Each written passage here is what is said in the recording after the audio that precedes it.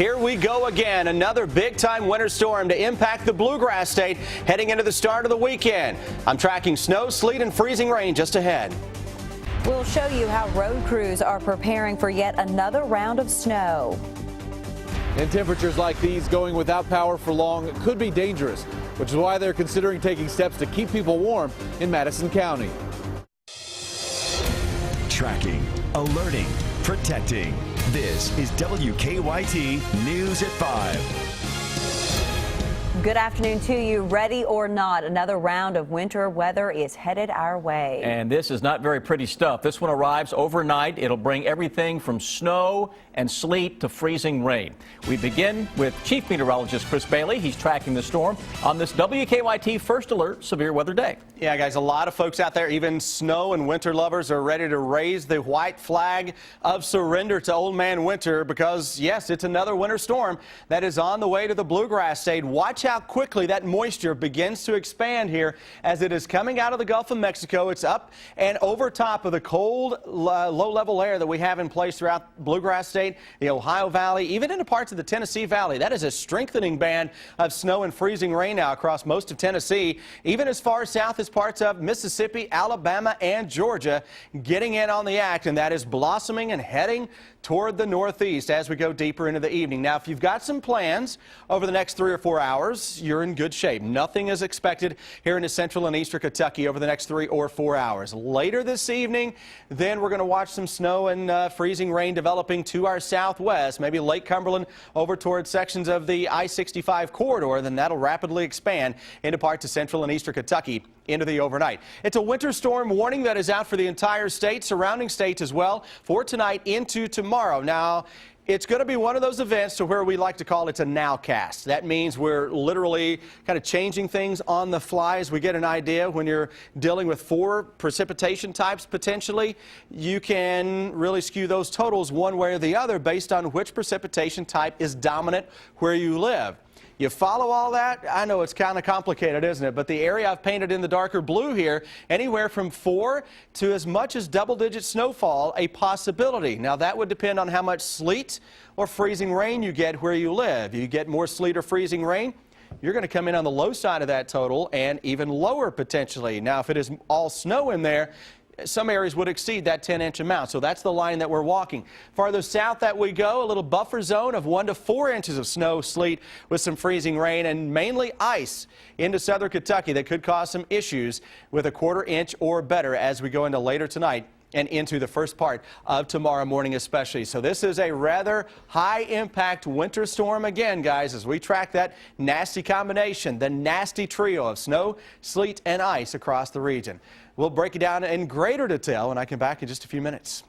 All right, thank you, Chris. And you can see from that forecast right there, there's really no break in sight for the road crews who have been working really around the clock since Monday. They have been trying to clear roads covered in snow since early this week, and pretty soon what they've already plowed will be snowy again. WKYT's Kristen Kennedy is live for us in Lexington with more on how they're preparing for this busy weekend ahead. Good afternoon, Kristen.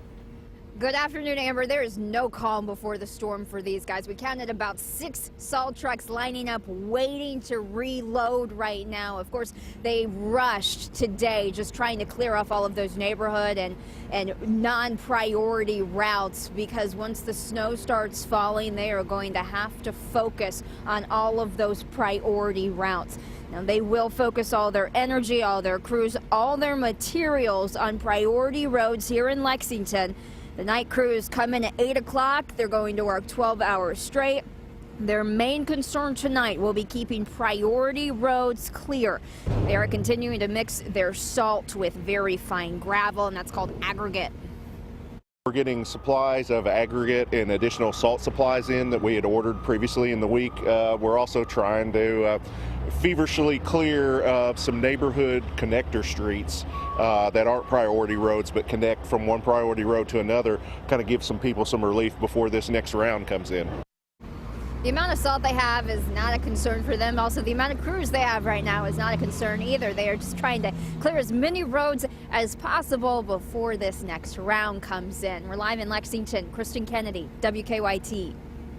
Kristen, thank you. Those folks are working extra hard. Streets and road crews say they are pulling help from other city crews to assist with snow removal. Road crews to our southeast are getting ready to get hit again as well in Perry County. They've been working 16 hours a day this week, and they are planning 12-hour shifts for this weekend.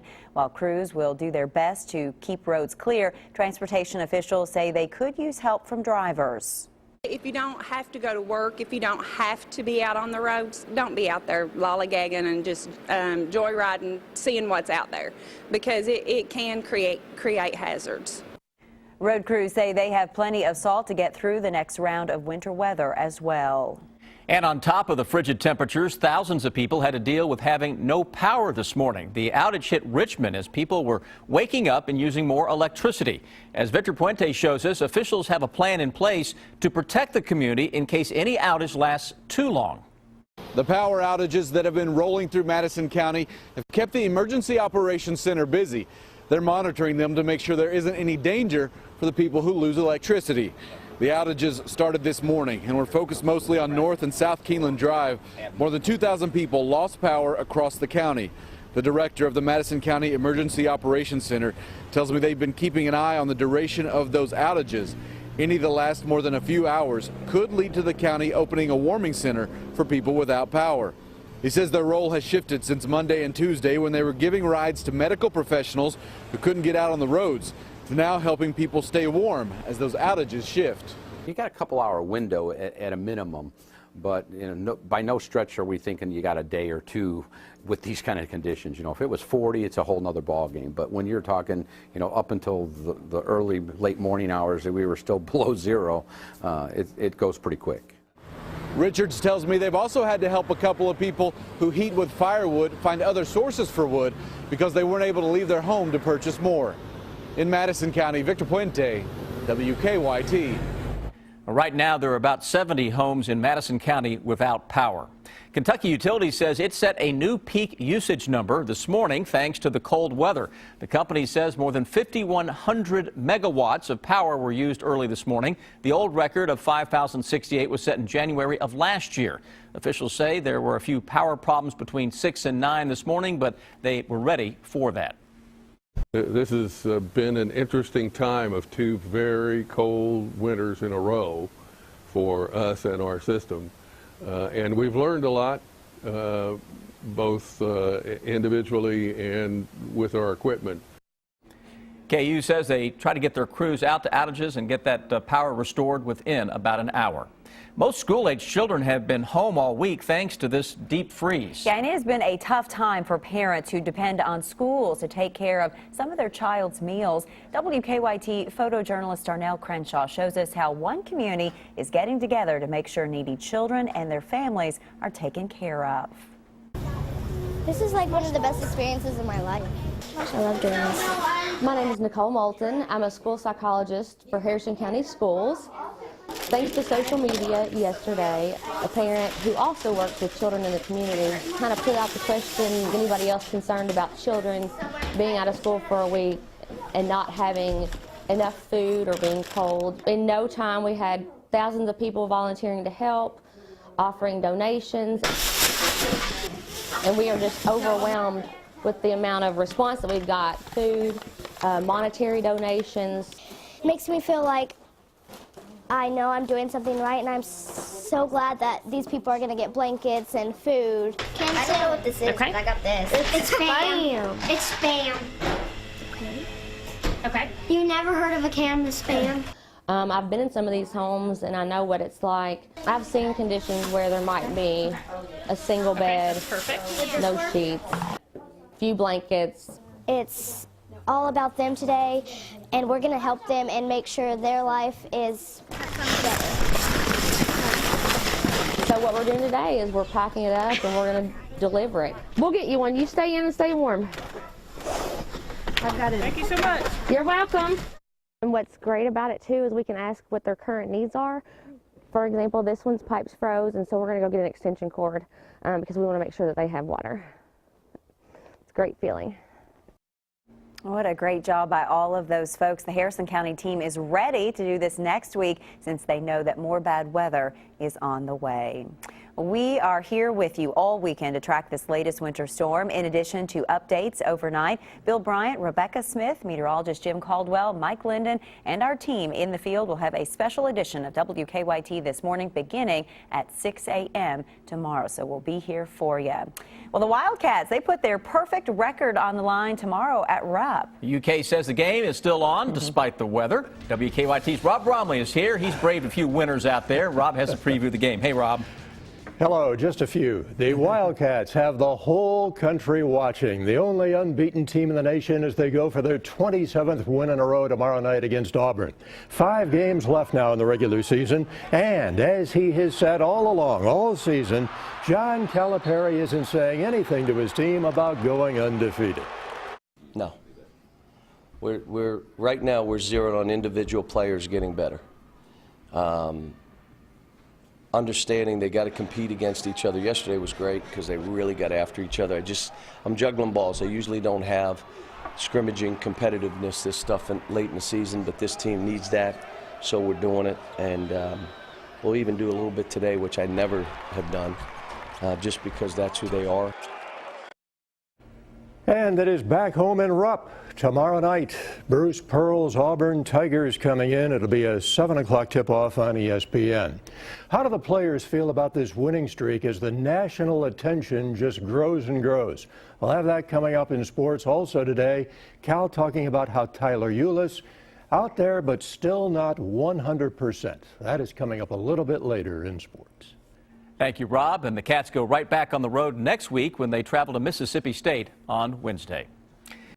An airbag maker is facing a hefty fine for not cooperating with a federal safety investigation. Takata will have to pay $14,000 a day starting today until they start cooperating. The government is looking into reports the airbags can explode. So far, they have been blamed for 5 deaths. The Food and Drug Administration is reviewing procedures for cleaning and sterilizing a medical device linked to the outbreak of a superbug. The device is used in procedures on gallbladders, the pancreas, and bile ducts. 7 patients have been infected with the bacteria after being treated at UCLA Medical Center. Governor Beshear spent the day in Washington, D.C. He sat down with Colorado's governor to discuss what works in their states and what needs to be fixed in Washington. The governors hit on the Affordable Care Act, something they both support, as well as job growth. Governor Beshear also had advice about what might make Congress work a little better together. I have found that if you have dinner with the other side and you're sitting there talking and they meet your family, it's a lot harder to be nasty to each other. It really is. Today's meeting took place at the Brookings Institute. Britain's Prince Charles and his wife are coming to Kentucky. The announcement coming early this morning on Twitter. Charles and Camilla will wrap up a 4-day visit to the U.S. in Louisville on March 20th during the first round of the NCAA tournament. They will highlight work being done in Louisville to promote clean air and food literacy. It is time now for better living, health, education, and consumer news that impacts your life. It is the time of year for cold, flu, and stomach bugs, but many parents often wonder, when is it time to call the doctor? Marley Hall shows us the symptoms parents shouldn't ignore. What comes after 15? The Paredes family has battled the stomach virus twice in 3 months. But 9-month-old Brandon and 8-year-old Marissa really couldn't hold anything down. She's a type 1 diabetic, so it's very important for her to be able to eat or drink something every 2 to 3 hours. He didn't even have any tears when he was crying, and he didn't have any wet diapers for almost 12 hours. Their mother, Karen, knew it was time to call the doctor. What we worry about is dehydration. Both Marissa and Brandon needed IV fluids. Fever is another concern for parents. Dr. Robert Adler says elevated temperatures mean the body is fighting infection, but watch for something more serious. If the fever is persistent and high and the child is really sort of tired, pooped out, and just unable to do the things he usually does. Fever with intense headache and stiff neck could be a sign of meningitis. Rashes aren't usually a concern unless it covers the entire body. Red or purple spots that don't change when you press them can be a sign of sepsis. Dr. Adler says parents should never hesitate to pick up the phone. Rather than have the anxiety, call the pediatrician, talk to them, see if this is something they need to be seen for right away or not. If you know your child, you know this is not like them, something's wrong. Karen is a nurse, but says even parents without medical training should trust their instincts.